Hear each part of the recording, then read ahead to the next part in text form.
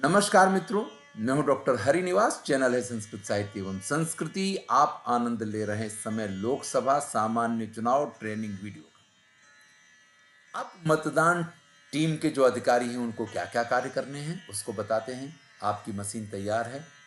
पहले टेबल पे प्रथम मतदान अधिकारी, दूसरे टेबल पे द्वितीय मतदान अधिकारी, तीसरे टेबल पे तृतीय मतदान अधिकारी, ये तीनों लोग बैठ जाएंगे।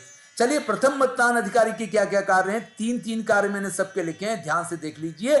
पहचान पत्र से पहचान स्थापित करें कि भाई इसने रमेश भाई ने अपना अगर आईडी दिखाया तो ये रमेश ही है ना। रमेश कुमार यानी रमेश कुमार हैं, महेश कुमार यानी महेश कुमार हैं। तो पहचान पत्र से उसकी पहचान को देखना, यानी फोटो आईडी कार्ड देखना, मार्क मतदार लिस्ट में निशानी करना और स्त्री पुरुष मतदाता पे निशानी करना। ये तीन काम है प्रथम मतदान अधिकारी के। द्वितीय मतदान अधिकारी के तीन कार्य हैं। सत्र काम है एंट्री करना, अभिलोप स्याही से निशान करना और मतदार स्लिप बना करके देना। तृतीय मतदान अधिकारी के तीन काम हैं। मतदार स्लिप लेना, सीयू में बैलेट बटन को दबा करके मतदान एकम को सक्रिय करना और बीप की आवाज आने तक ध्यान से इस बात को देखे कि जिसने मत दिया है उसका मत रजिस्टर हुआ है या नहीं। चलिए, अब इन लोगों के कार्य को जरा व्यवस्थित देख लेते हैं। प्रथम मतदान अधिकारी के तीन कार्य हमने आपको बताए थे। पहचान पत्र से पहचान स्थापित करें, यानी आप उसका आईडी कार्ड देखेंगे। आईडी कार्ड देखने के समय ये याद रखें कि अगर वोटर आईडी कार्ड है तो बहुत बढ़िया चीज़ है, नहीं है तो 12 प्रकार के आईडी कार्ड का हमारे यहाँ उल्लेख हुआ है जिसमें फोटो हो। कोई भी आईडी कार्ड चल सकता है जिसमें उसका फोटो हो और जिसने प्रमाणित किया वो एक योग्य व्यक्ति हो। उसके कॉलेज का स्टूडेंट तो उसके कॉलेज का आई कार्ड चल सकता है, किसी कंपनी में जॉब करता है उसके कंपनी का आई कार्ड चल सकता है, उसका आधार कार्ड हो सकता है, उसके बैंक की पासबुक हो सकती है, उसका जो पान कार्ड है वो भी हो सकता है। क्योंकि आपको एड्रेस नहीं देखना, आपको देखना है कि व्यक्ति का नाम क्या है और फोटो के साथ वो मैच हो रहा है या नहीं। चुनाव आयोग ने पहले ही आपको जो 12 आईडी कार्ड हैं उनकी लिस्ट दी हुई है, जो आपकी सामग्री में शामिल है। उसके आधार पर आप निर्णय ले सकते हैं और कुछ निर्णय अपनी विवेक बुद्धि से भी लिए जा सकते हैं। हाँ, बिना आईडी कार्ड देखे, बिना पहचान स्थापित किए, फिर चाहे वह व्यक्ति बुर्का पहन कर के आए हो तो भी जब तक वह अपनी पहचान स्थापित नहीं करे, अपना मुंह नहीं दिखाए, अपना चेहरा नहीं दिखाए, तब तक हम किसी को मतदान नहीं करने देंगे। चलिए, एक चीज क्लियर हो गई। अब जो इस प्रकार की मतदार यादी है उसमें ऑलरेडी उस व्यक्ति का फोटो दिया हुआ है, उस फोटो के साथ वो व्यक्ति है। अब ये हो सकता है कि किसी ने 20 साल पहले अपना फोटो दिया हो और वही फोटो उसका यहाँ पे दिख रहा हो और अब वो 20 साल में तो काफ़ी कुछ बदल जाता है, तो थोड़ी मेहनत करनी पड़ सकती है। लेकिन ये बात पक्का है कि उसी नाम का और उसी के जैसी मिलती शकल हो, इस प्रकार का दूसरा व्यक्ति नहीं हो सकता। तो आप ये याद रखिए कि पहचान पत्र से पहचान स्थापित हो गई कि हाँ, इस समय ये दिनेश भाई हैं, ये दिनेश कुमार जी हैं, तो यहाँ पे भी देख लीजिए ये दिनेश कुमार हैं। तो फिर इसके ऊपर आपको निशानी करनी है इस प्रकार से। अगर पुरुष है तो इस प्रकार से निशानी कर दीजिए और स्त्री है तो इस प्रकार से निशानी करके उसका जो नंबर लिखा उसके ऊपर ऐसे गोल भी बना दीजिए पेन से। ये आपको जो मार्क कॉपी है उसमें इस प्रकार से निशानी करनी है। PO1 एक चीज पे और ध्यान दे लें। अगर मान लीजिए आपके यहां कोई EDC मतदाता आ जाता है तो ये जो आपके पास मतदार लिस्ट है ना, मतदार रजिस्टर है ना, इसके अंतिम पेज पे चले जाइए और वहां जाकर के उस EDC मतदाता का नाम लिख दीजिए और उसको मतदान करने दीजिए। उसका फोटो तो होगा नहीं जिसके ऊपर आप ऐसे क्लिक कर सकते हैं, लेकिन वहां लिख देंगे EDC मतदाता।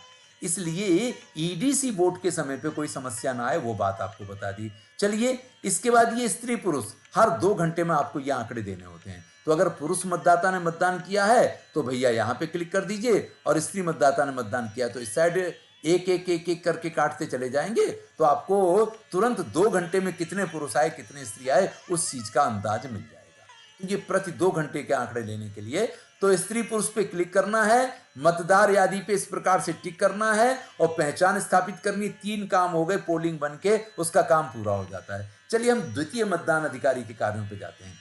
17 का के रजिस्टर में इनको एंट्री करनी है, अविलोप्य स्याही से निशान नहीं लगानी है और मतदार स्लिप बना करके देनी है। 3 काम इनके हैं। चलिए देखते हैं इनको। जैसे ही प्रथम मतदान अधिकारी के पास व्यक्ति पहुंचा था, उसका मतदार स्लिप में जो भाग नंबर है वो बोलता है जोर से। यहां आपको वो भाग नंबर लिख देना है, किस आई कार्ड के साथ वो मतदान करने आया है। अगर वो वोटर स्लिप है तो आपको खाली VS लिखना है, नंबर नहीं लिखना। आप यहां देख सकते हैं। अगर एपिक कार्ड है तो आपको EP लिखना है, उसका भी नंबर नहीं लिखना है।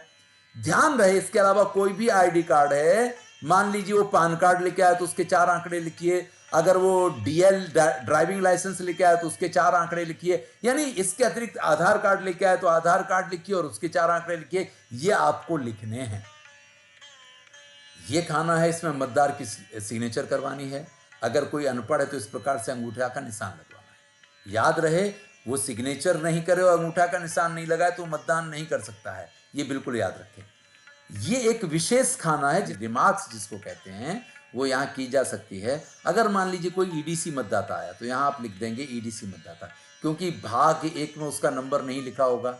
लेकिन मैंने PO1 के कार्य में बताया था कि वो अंतिम पेज पे जाके मतदार रजिस्टर में, और उसका अगर 1200 आपके पास टोटल मतदाता थे तो 1201, 1202, 1203 इस प्रकार से जितने EDC मतदाता उनके नंबर लिख सकता है। और जो नंबर वो वहां पे लिखेगा वही नंबर यहाँ पे लिखना रहेगा। अब होगा क्या कि आपकी मतदार जो लिस्ट है उसमें तो यार 1200 नंबर थे, यहाँ 1203 कैसे आ गया। तो यहाँ अगर लिखा होगा EDC तो तुरंत ही वो चीज आपको क्लियर हो जाएगी और देखने वाले को क्लियर हो जाएगी कि ये EDC मतदाता है। तो ये विशेष नोंद में लिखना होता है। इसी प्रकार से अगर कोई टेस्ट वोट होता तो उसकी भी एंट्री यहाँ पे करनी होती है। अगर कोई अंध असक्त के साथ सहायक आया तो उसकी भी एंट्री यहाँ करनी होती है। अगर कोई प्रोक्सी मत देना आया तो उसकी भी एंट्री यहाँ करनी होती है। तो ये सभी प्रकार की रिमार्क्स के कॉलम में ये विशेष सारी एंट्रियां की जाती हैं। चलिए अब देखें, पहला काम पूरा हो गया 17 का के रजिस्टर में एंट्री वाला। दूसरा काम है अविलोप्य स्याही से मतदाता की बाएं हाथ की प्रथम उंगली पे चमड़ी से लेकर नाखून तक निशानी करनी। देखिए निशानी बताई हुई है, जल्दबाजी में हम ऐसा नहीं करते हैं, लेकिन नियम ये कहता है इस प्रकार से निशानी करनी चाहिए। बाएं हाथ की उंगली पे ध्यान रखिए, बाएं हाथ की पहली उंगली पे ये निशानी करनी है, जैसा आप इस फोटो में देख सकते हैं। अगर प्रॉक्सी मतदाता आता है तो उसके दाहिने हाथ की इस पहली उंगली पे निशानी करनी होती है, क्योंकि वो अपना मत देगा तो उसके लिए बाएं हाथ की उंगली इस्तेमाल करेगा, और अपने जो प्रॉक्सी मत डालेगा उसके लिए दाहिने हाथ की उंगली पे निशानी करनी होगी। अगर कोई सहायक मतदाता आता है, किसी अंध के साथ, किसी दिव्यांग के साथ, किसी ऐसे व्यक्ति के साथ जिसकी अधिक उम्र है या जिसको नहीं दिखाई देता है, तो आप उसकी दूसरी उंगली पे निशानी करेंगे, बाएं हाथ की मध्य फिंगर पे, जिसको मिडल फिंगर कहते हैं, बीच की उंगली कहते हैं, उसके ऊपर निशानी करेंगे। क्योंकि एक सहायक मतदाता किसी एक व्यक्ति का सहायक बन के एक बार ही आ सकता है, दोबारा नहीं आ सकता है।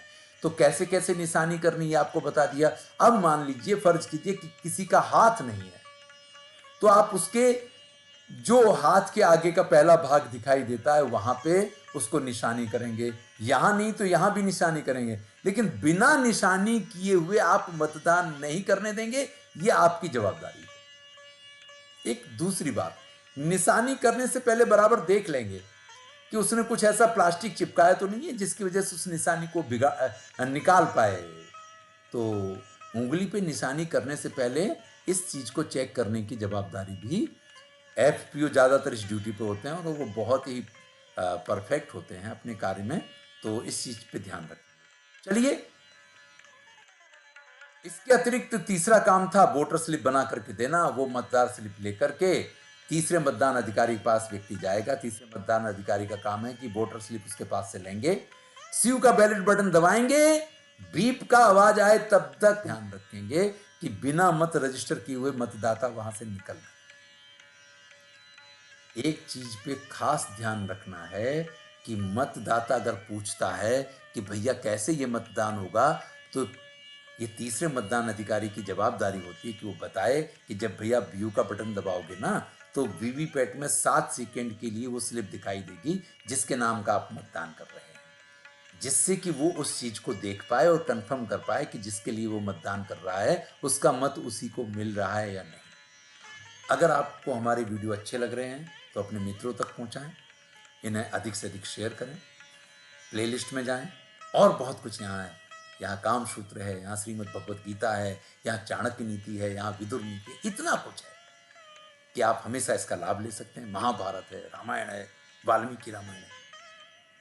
तो भैया चैनल को सब्सक्राइब करें और अगर वीडियो अच्छा लगा है तो लाइक भी कर दें।